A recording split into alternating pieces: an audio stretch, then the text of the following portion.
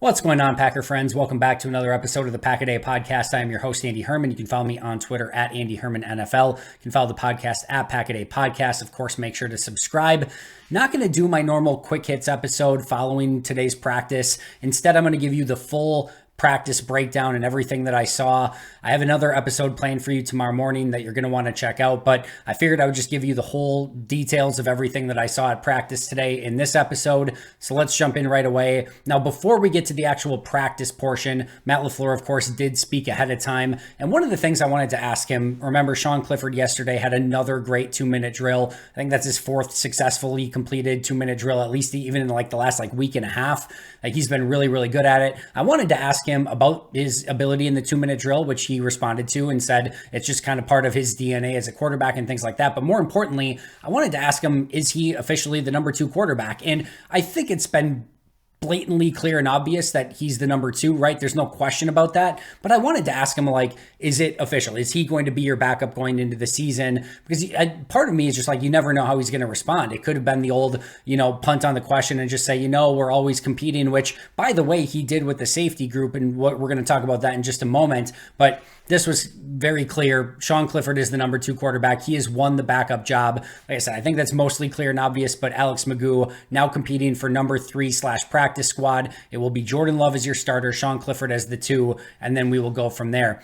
Meanwhile, he was also asked about the tight end group and, if they needed more than 3 tight ends and that sort of thing. And he, first of all, shouted out his wide receiver room and said, we've got a lot of depth there, which will allow us to do some different things. But he also talked about something that I have talked about numerous times in the past, and that in the past, they have used some offensive linemen as another tight end, a 6th offensive lineman. And he mentioned that in his press conference today.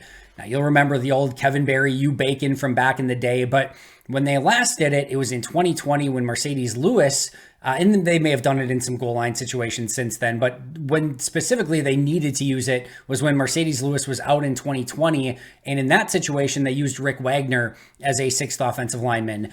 And it's, interesting that he brought it up sort of unprompted. I was actually going to ask him about this earlier in camp. And I'm like, he in the past, he's thrown out of hey, do you want me to give you the game plan sort of answer? And he's done that to multiple people. So I didn't even go there, but he brought it up unprompted that they can go with a 6th offensive lineman if they don't have that blocking tight end. So I think that is something, especially the fact that he brought it up unprompted, that you will see this upcoming season. Sign me up for a Caleb Jones as a 6th offensive lineman, as I've talked about before, and moving some people. There's the play, if you remember, with Trent Williams. Now, I'm not comparing Caleb Jones to Trent Williams. They are a undrafted free agent and arguably the greatest left tackle in the last decade, but there's the plays where San Francisco's used Trent Williams as the 6th offensive lineman and put him in motion. And as he's coming back down the line in motion, Trent Williams just start up field and just start wrecking people. So I could see Caleb Jones maybe being used a little bit in that 6th tight end role. Of course, he's going to have to make the team first, which is no guarantee at this point in time. But I do think we are going to see some 6 offensive linemen and basically using, an offensive tackle or a different position, like guard, center, whatever, specifically in that Mercedes Lewis role. And let's be real, right? Mercedes Lewis was a 6th offensive lineman. Yes, you could catch some teams by surprise and actually throw him the football from time to time and maybe a tight end screen, maybe in the red zone. You could probably do that with Yosh Nijman or Zach Tom or another player. I don't know about Caleb Jones, but you could probably utilize a tackle eligible in almost the exact same way, right? So we'll see if it actually comes to fruition, but I do think we're going to see that at some point this season. He was also asked if he knows who his starting safety is going to be opposite Darnell Savage. He said yes, he has a really good feel for who that's going to be. It's really hard for me to imagine at this point that is anyone besides Rudy Ford. And I know that they've been rotating those guys and it could be anyone at any time, etc. Jonathan Owens has just not been very good, if we're being totally honest. And Rudy Ford, now that he feels like he knows who the safety is, as he mentioned today, has been in as with the starting safety all this week. So it just feels like Rudy Ford is going to be the guy opposite of Darnell Savage. They gave Tavarius Moore some time. He is still out with injury. They clearly gave Jonathan Owens some time. I don't think Anthony Johnson Jr. or Dallin Levitt were ever really in that conversation. So if I were a betting man today, I would say Darnell Savage and Rudy Ford are going to be your starting safeties. Now, he did say, as I sort of hinted to and alluded to earlier, there's always competition and anyone's going to be gunning for that spot at any time. But And he didn't say Rudy Ford. He didn't say who that safety is going to be. But I have a feeling that is, at this point, is probably Rudy Ford, and that's who's going to be next to Darnell Savage week 1 against Chicago, barring a trade. Now, not Matt LaFleur related, but sort of safety related. There was a trade on Thursday that sent Isaiah Simmons to the New York Giants for a 7th round draft pick. I know Simmons has been playing, well, he played linebacker in the past, or sort of a hybrid sort of linebacker safety role. I know they were planning on using him more at safety, and he's been practicing at safety this offseason. I have no idea from a Giants standpoint where they plan to use him, but I think Simmons would kind of like to be at safety. So immediately, I saw a lot of tweets out there of like, why would Green Bay not do this? A 7th round pick for a former, I think, obviously first rounder, but I think top 10 pick in Isaiah Simmons. And like, why would you not take a flyer on that guy and plug him in at safety and see if he can be the guy next to Darnell Savage? It just makes far too much sense, right? A former top 10 pick that you can get for a 7th rounder and plug in a room that has 0 safeties already. Like, do it. Why would you not do it? There's decent reasons why you wouldn't do it. The first thing I will tell you wholeheartedly is that if all a player goes for is a 7th round pick from a New York Giants team, which is like a middle 7th round pick, there clearly and obviously was not a lot of interest in Isaiah Simmons from the rest of the NFL. All right. It's just as simple as that. If teams thought that he was a winning caliber football player that was going to be a value add to their team, they're going to give up a 4th round pick, 5th round pick, 6th round pick, anything, right? So the fact that he got a middle 7th round pick in return goes to show you what the rest of the NFL feels about Isaiah Simmons. Now, that doesn't mean that this can't be a change of scenery that goes well. In fact, Green Bay has done really well with some Arizona Cardinal change of scenery players, including Devondre Campbell and Rasul Douglas. So this could have potentially been another one of those. And I wouldn't have hated if Green Bay would have picked him up and taken a flyer on him. But here's the thing, and here's why he didn't go for more than a 7th round pick. A, he hasn't been that good. B, I think he's just a linebacker. I don't think he's ultimately a safety. I think you're going to ultimately have to play him at linebacker eventually. C, you are bringing him in at the very last part of training camp. He's now going to have to learn a new system, potentially learn a new position. Like you're probably not going to get full value for him on this season just because this is going to be a little bit of a transition for him as he comes into a new team. Next, and maybe most importantly, is that he's on a $3.4 million deal. Like that is and it isn't guaranteed. So you can, actually, don't quote me on that. There may be portions of that are guaranteed, but even still, if you're trading for him, obviously you're going to keep him. So it doesn't matter if it's guaranteed or not, but either way, $3.4 million. And that is a decent chunk of change for a player that you're bringing in at this point in time that clearly, again, the rest of the NFL doesn't view as an impact player. And that you're going to have to just hope that he puts it together and the change of scenery ultimately changes who he is as a player. And then the last thing here is it's a little bit different too if you've got like more than 1 year on the deal, right? So if you're taking a flyer on Isaiah Simmons on a 1 year, like on a $3.4 million deal, but let's say he's under contract next year for $5 million. Now at least I have, like, if he does hit and if he does play very well, now I've got another year out of him, right? He'll be an unrestricted free agent. So even if he plays great, which would be good, that's never a bad thing if a player plays well, right? But even if he does, now you got to pay him a ton of money to keep him around. So it's not like you have that player option or another year on the contract where even if he does play well, you have him on the cheap next year, right? So you could go into this season if you're Green Bay and he could play well and he's probably not going to change your win total all that much. It's not like Isaiah Simmons is going to be the guy that puts you over the top. And now all of a sudden you were the one who developed him and got him to play well. And now he's just going to go for another team. And yes, you could potentially get a comp pick back in return that's better than that 7th round pick. That's well within the realm of possibility. But you could go out and sign players too next offseason and it would just cancel it out. So to me, it makes a lot of sense why Green Bay wouldn't. Their salary cap too is going to have to pay for a lot of players who, they end up having to put on the injured list and a practice squad and everything else. So they do have some money. They probably could have made it work, but it starts getting a little bit tight if you add that $3.4 million contract to the roster at this point. I don't see it for Green Bay, and it's clearly why they didn't do it.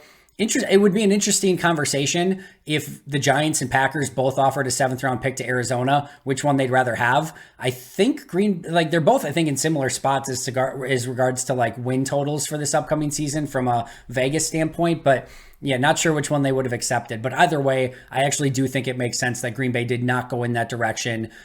it's hard when they don't have a good safety room already and you want to add any talent in there. But like I said, I just think he's ultimately a linebacker. So I totally understand why they didn't go in that direction. Meanwhile, all right, let's actually talk about practice. First of all, injury updates. David Bakhtiari returned and did practice, including in team activities. So that was a great sign again. Jason Luan returned from injury. Darnell Savage returned from injury after, going down and not returning yesterday. And then same with Devontae Wyatt. As I mentioned, Devontae seemed to be a more heat and, whatever sort of issue yesterday. He was back practicing on Thursday. So Bakhtiari, Luan, Savage, and Wyatt all returned. Players not practicing. Anthony Johnson Jr. did not practice. He dropped out yesterday. It was reported by Packers PR that this is a minor knee injury, so nothing to be concerned about. Hopefully should be back sooner rather than later. You would love to see him play in the preseason game, but if he didn't practice today, I'm assuming he's probably going to be out on Saturday, but we will see if he's able to get out there in any capacity, but it doesn't sound like it's anything long-term.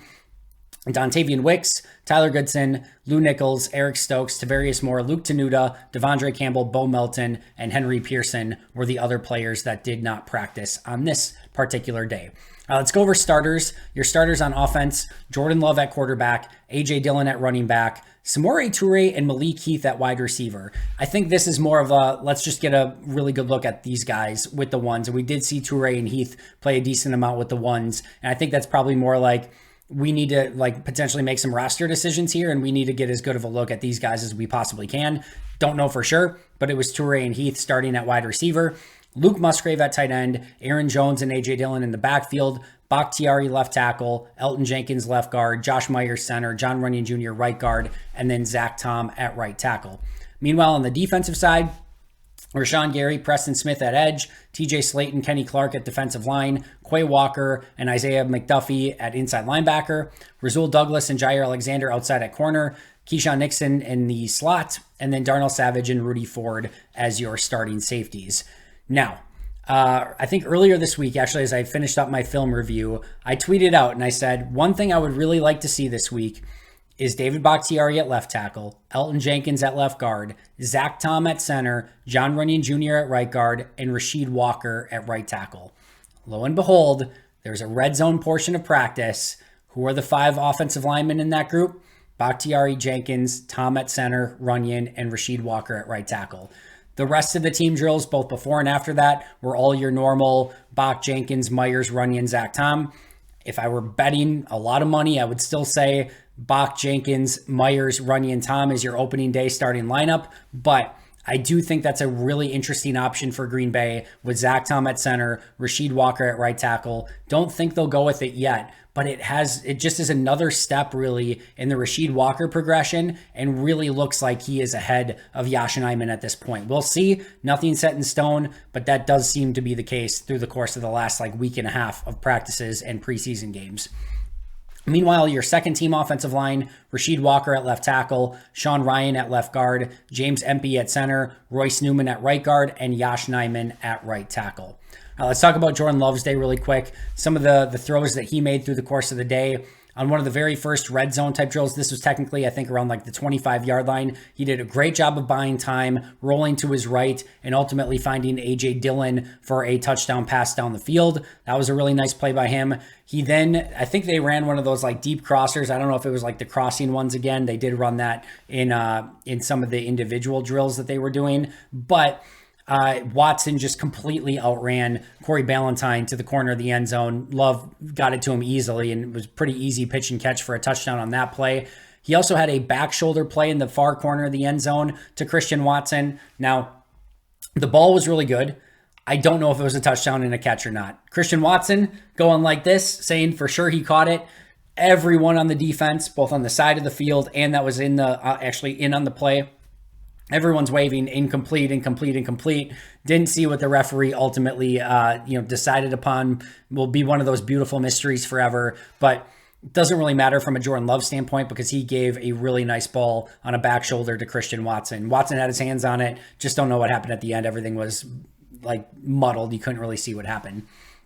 Then he hit a Jaden Reed touchdown where Keyshawn Nixon had fallen down on the play and Reed was able to get pretty open. Again, another pretty easy pitch and catch for Jordan. And then he threw a pretty decent bullet to Jaden Reed, who on this play was very contested by Keyshawn Nixon. Nixon was trying to bat it out, but really nice job by Jaden Reed coming back to the ball, catching it, and then getting the ball stretched across the goal line. So a lot of touchdowns. They did a lot of red zone work on this day. So if you're thinking like, man, Jordan Love was just driving him down for touchdown after touchdown, that was a lot of red zone work, but still you love to see 5 touchdowns right there. And there may have been some other ones as well. But I thought overall, there was one play that could have potentially resulted in an interception. He led Luke Musgrave a little bit too far in advance, and Musgrave sort of tried to one-hand it and bobbled it up.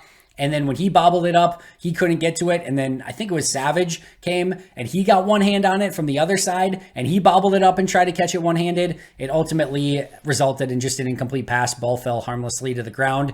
That was really the only, I think, kind of egregious, and not even egregious, but bad throw from Jordan through the day. Just a little bit out in front of Musgrave, tried to one-hand it, ends up being bobbled, almost intercepted, but ultimately incomplete.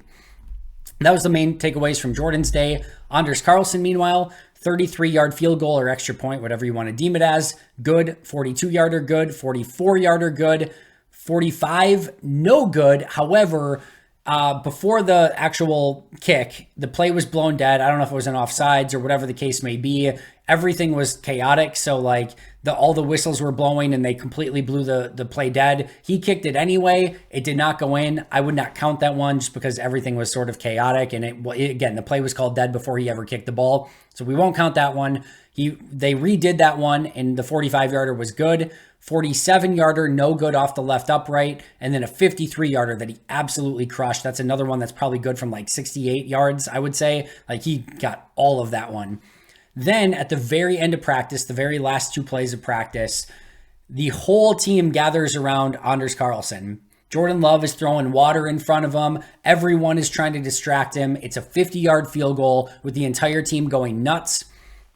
First one is no good.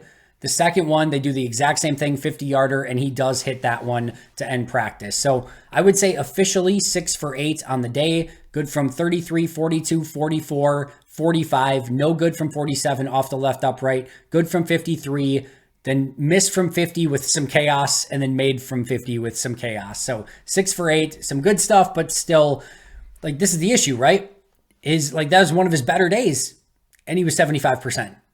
So take it for what it's worth, but there was some good stuff from Anders on the day too, but still far from a finished product. Meanwhile, by the way, Mason Crosby tweeted out that he's ready to kick this season. So do what you want with that.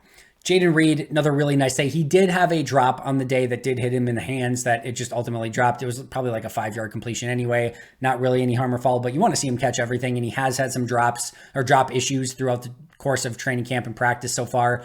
But yeah, the touchdown from Love where Keyshawn Nixon fell down, a touchdown with Nixon in tight coverage. He had another nice completion in team activities. And then in situational drills, he made a phenomenal sliding catch. Jaden Reed has been awesome. Yes, he had the drop, but overall, he consistently gets open. He's fast, plays bigger than his size.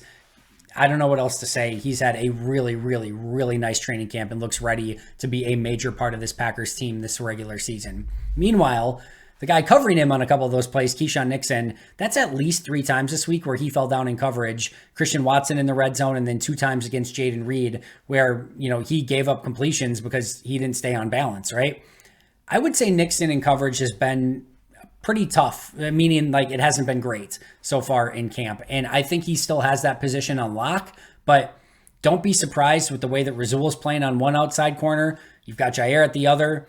Don't be surprised if there are a lot of targets in Keyshawn Nixon's vicinity, and his play in the slot and how good of a cover corner he could be is going to probably go a long way in determining just how good this defensive backfield, at least at the corner position, right? I don't think anyone's expecting the safety position to be great, but how Keyshawn does in that spot is going to go a long way depending on, how this defensive backfield plays, in my opinion. And there have been moments.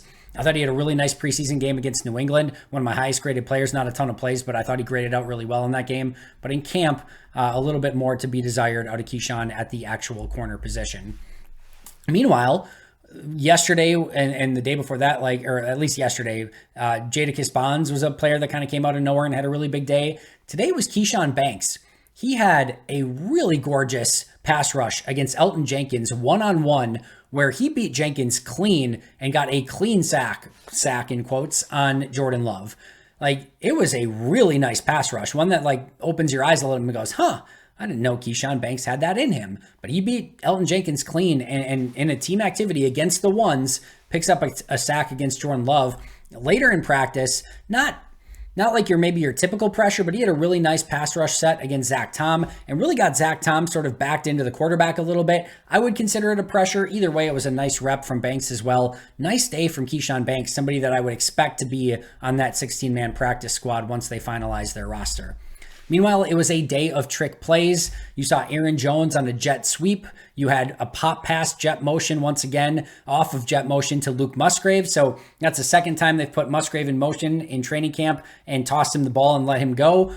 They did a speed option with Jordan Love and Aaron Jones to the left. They did a triple option, which ended up with Jordan Love and Christian Watson going to the right. They did a reverse to Romeo Doubs. So Matt LaFleur was in his bag on offense. My takeaway from it, really nice job by the defense of sticking with almost all of it. I think that the Doubs, reverse went for a handful.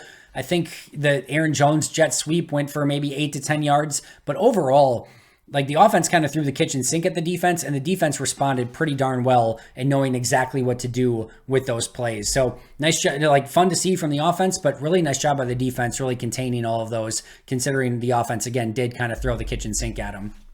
As mentioned, there were some drops on the day.